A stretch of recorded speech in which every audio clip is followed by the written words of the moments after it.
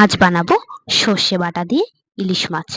এদিকে আমি ইলিশ মাছগুলোকে ভালো করে ধুয়ে নিয়েছি। এবার মাছগুলোর মধ্যে নুন, হলুদ গুঁড়ো ভালো করে মেখে নেব। মাছগুলোকে ভালো করে মেখে নিয়েছি। এদিকে আমি কড়াইয়ে দিয়ে দেব সর্ষের তেল। তেলটিকে ভালো করে গরম করে নেব। তেলটি এদিকে আমার গরম হয়ে গিয়েছে। এবার একে একে আমি মাছগুলো দিয়ে দেব।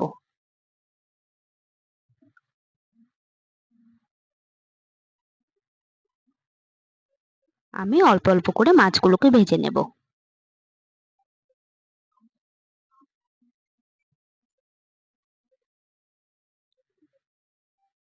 মাছগুলো আমার এক পাশে হয়ে গিয়েছে। এবার আরেক পাশে উল্টে দেব।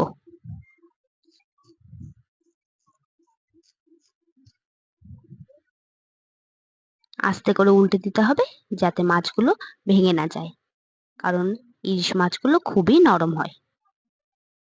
হালকা করে মাছগুলোকে ভেজে নেব। এদিকে আমার মাছগুলো ভাজা হয়ে গিয়েছে, তুলে নেব। ইলিশ মাছ কড়া করে ভাজা ভালো লাগে না, এই জন্যে হালকা করেই ভেজে নেবে।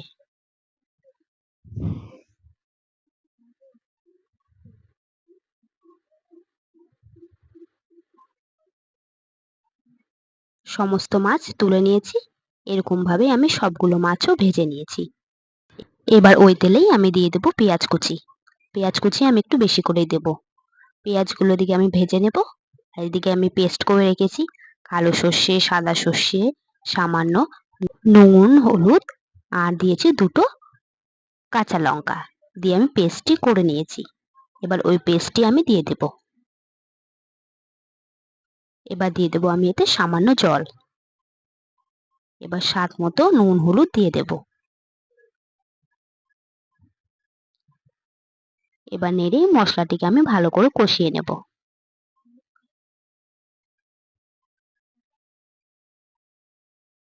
মশলাটিকে বেশি কষবো না, কারণ এখানে সর্ষে দেওয়া আছে। বেশি কষে দিলে সর্ষেটি তেতো লাগবে, এই জন্য হালকা করে কষে নেব। এদিক থেকে আমার মশলাটির থেকে তেল ছেড়ে দিয়েছে, মশলাটি কষানো আমার হয়ে গিয়েছে। এবার দিয়ে দেব পরিমাণ মতো জল। জল দিয়ে নেড়েই আমি ঝোলটিকে ফুটিয়ে নেব। এদিকে আমার ঝোলটি ভালো করে ফুটে গিয়েছে। এবার আমি এক এক করে মাছগুলো ঝোলের মধ্যে ছেড়ে দেব।